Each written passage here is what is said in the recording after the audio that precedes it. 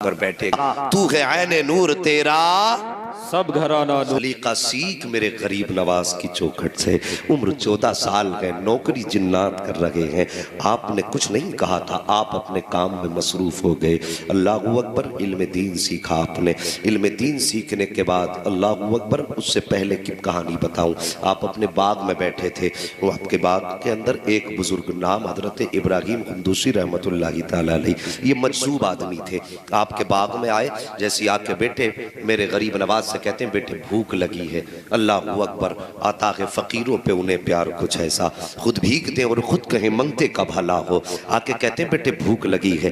غریب نواز کہتے ہیں اچھا بابا ذرا ٹھہر جائیے، ان مجذوب کو بٹھایا، آپ باغ میں گئے، پکے ہوئے انگور کا ایک گچھا لائے، لا کر کے رکھا، ایک ایک انگور دھو کے بزرگ کو دیتے جا رہے ہیں، کھلاتے جا رہے ہیں۔ آج کسی کے آم کے باغ میں قدم رکھ دینا، ہم نہیں جانی اگر ٹانگوں پہ لٹھ نہ مارا تو پھر کہنا مولوی تو غلط کہہ کے گیا تھا۔ یہ آج کی کنجوسی ہے، اور ان کے گھر کی ثقافت دیکھو، ایک ہی باغ ہے، آکے کہا بیٹے بھوک لگی ہے، جو سب سے پکا گچھا تھا وہ لائے ہیں، ایک ایک انگور کھلاتے جا رہے ہیں۔ مجذوب کہتے ہیں بیٹے تمہارا نام کیا ہے؟ اتنا سنا آپ فرماتے ہیں مجھے حسن کہا جاتا ہے۔ کہا کس گھرانے سے تعلق رکھتے ہو؟ آپ کہتے ہیں میرے باپ بھی سید ہے، میری ماں بھی سید ہے، ماں حسنی سید ہے، باپ حسینی سید ہے۔ اتنا کہا تھا، کہتے ٹھہر جائیے۔ اللہ اکبر، جو ہاتھ میں انگور تھا بزرگ کے ٹھہر جاتا ہے ہاتھ، اس کے بعد آپ نے اپنی جیب میں ہاتھ ڈالا، آدھی روٹی کا ایک ٹکڑا نکالا، نکالنے کے بعد کہتے ہیں آج حسن میری تلاش مکمل ہو چکی ہے۔ اتنا غریب نواز سن کے کہتے ہیں بابا کہنا کیا چاہتے ہو؟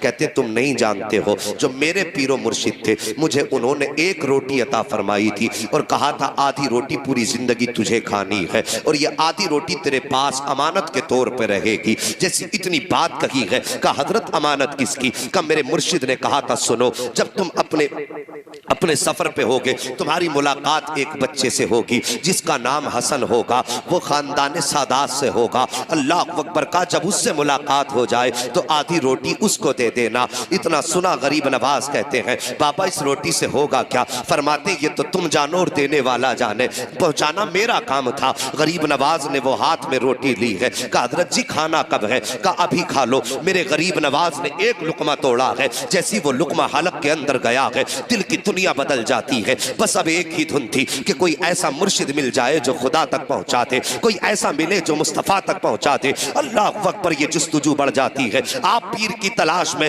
نیشا پور کی سرزمین پر پہنچے ہیں، وہاں پہ حضرت خواجہ عثمان ہرونی رحمت اللہ تعالیٰ علیہ، جن کو خواجہ عثمان ہارونی کہا جاتا ہے، آپ کی بارگاہ میں پہنچ جاتے ہیں۔ جانے کے بعد دستہات میں ہاتھ دیا ہے، مرید ہوئے ہیں، اب پیر و مرشد نے بیٹھایا ہے، آپ کو عمل کرائے جا رہے ہیں۔ فرمایا بیٹے ذرا بیٹھو تو صحیح۔ غریب نواز بیٹھے ہیں، آپ کو کچھ وظیفہ بتایا گیا۔ فرمایا بیٹے معین کا جی کا ذرا دیکھو تو صحیح، اوپر کیا نظر آ رہا ہے؟ کہنے لگے حضرت جی ایک آسمان دکھائی دے رہا ہے۔ نیچے دیکھو کیا دکھائی دے رہا ہے؟ حضور زمین دکھائی دے رہی ہے۔ فرمایا یہ اور پڑھو۔ آپ نے پڑھنا شروع کیا۔ فرمایا اب بتا اب کیا دکھائی دے رہا ہے؟ جب نگاہ ڈالی کہنے لگے حضرت تحت الثری نظر آ گیا۔ کہا اوپر دیکھو۔ جب اوپر دیکھا تو مسکرا کے کہتے ہیں اب تو عرش معلیٰ نظر آ گیا ہے۔ اللہ اکبر، یہ تربیت مرشد نے کی، یہ تعلیم مرشد کی، ایسے تربیت کی۔ اور جب تعلیم و تربیت مکمل ہو گئی کہنے لگے چلو اب رب کی بارگاہ میں چلتے ہیں۔ اللہ اکبر، اتنا سستا نہیں ہے میرا غریب نواز جتنا لوگوں نے سمجھ رکھا ہے۔ بڑی شان والے ہیں، عظیم رتبہ خواجہ غریب نواز کا ہے۔ مرشد نے کہا تھا بیٹے چلو اب حرم شریف چلتے ہیں۔ کعبہ شریف میں گئے، میزاب رحمت کے نیچے کھڑے ہوئے اور مرشد نے یوں ہاتھ اٹھائے اور کہا یا اللہ میرے حسن کو قبول فرما لے، یا اللہ میرے حسن کو قبول فرما۔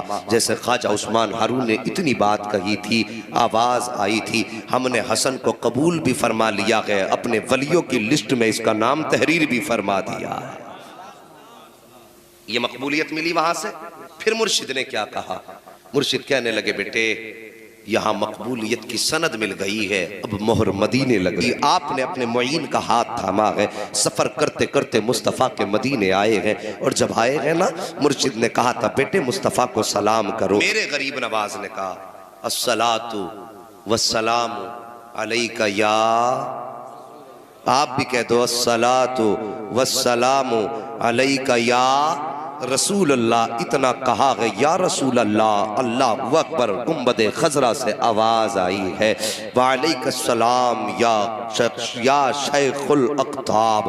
یہ جملہ میرے نبی نے فرمایا ہے. اللہ اکبر. مرشد نے آگے بڑھ کر کے غریب نواز کی پیشانی چومی اور فرمایا بیٹے مبارک ہو, یہاں سے قطبیت کی ڈگری عطا کر دی گئی ہے. اللہ اکبر. سرکار غریب نواز نے 2 سال تک, آج لوگ کہہ دیا کرتے ہیں کہ صاحب فقیروں کی لائن الگ ہوتی ہے, ولیوں کی لائن الگ ہوتی ہے, مولویوں کی لائن الگ ہوتی ہے. یہ جاہل ہیں, نادان ہیں لوگ, گوار ہیں جو سیدھی سادھی قوم کو دھوکے میں ڈال لگے گئے. میرے غریب نواز کے پاس علم نہیں, ایسا نہیں. غریب نواز نے 2 سال تک مصطفیٰ کے مدینے میں بیٹھ کر کے حدیث کا درس دیا ہے. 2 سال تک بیٹھ کر کے حدیث پڑھائی ہے غریب نواز نے, 2 سال تک پڑھایا. آپ واپس آ گئے اپنے مرشد کی بارگاہ میں.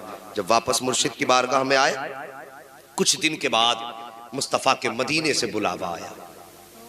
توجہ کرنا, پہلے مرشد کے ساتھ گئے تھے, اب آقا نے فرمایا معین ہم سے ملنے کے لیے آؤ. اللہ اکبر.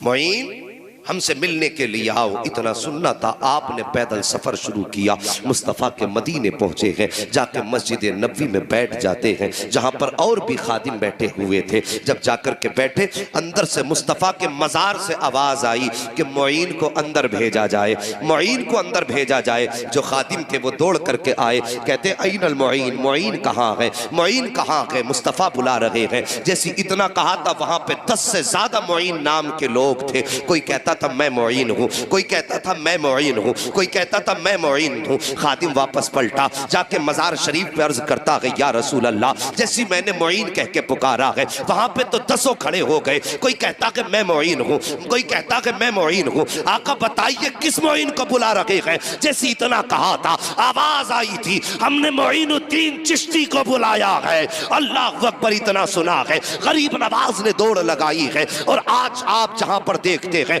مواج شریف بنا ہوا ہے, وہاں پر جا کر کے غریب نواز کے قدم ٹھہر جاتے ہیں. اندر جانے کی ہمت نہیں ہوتی ہے, اندر سے آواز آتی ہے اے معین ٹھہر کیوں گئے ہو, اندر آ جاؤ. جیسی غریب نواز نے مزار کے اندر قدم رکھا ہے, کیا دیکھتے ہیں؟ سامنے صرف قبر انور نہ تھی بلکہ سارے پردے ہٹ چکے تھے. سامنے مدینے والے مصطفیٰ کھڑے ہو کر کے مسکرا رہے ہیں. سبحان اللہ, سبحان اللہ. اللہ اکبر. یہ میرے غریب نواز کی شان ہے. سارے پردے ہٹے, اعلیٰ حضرت مسکرا کے کہنے لگے تو زندہ ہے واللہ, تو زندہ ہے واللہ. میرے چشم عالم سے چھپ جانے والے میرے سرکار نے غریب نواز کو بغیر کسی پردے کے اپنے جلوے دکھائے. اور اس کے بعد فرمایا معین تمہیں ہندوستان جانا ہے, وہاں جا کر کے لوگوں تک میرا دین پہنچانا ہے, اور سنو تمہیں اپنا ٹھکانہ اجمیر کو بنانا ہے. اللہ اکبر. یہ میرے نبی بتا رہے ہیں, اسی لیے تو سرکار غریب نواز کو عطائے رسول کہا جاتا ہے. اتنی شان والے میرے مصطفیٰ نے بھیجا, ہندوستان کی سرزمین پر آئے. یہ ہمارا نصیب ہے کہ سرکار نے بھیج کر کے ان کو ہمیں ایمان کی دولت دلوائی ہے. آقا کے قاصد ہیں, آقا کا پیغام ہندوستان کی سرزمین پہ لائے. ساری باتیں آپ نے اکثر سنی ہوں گی.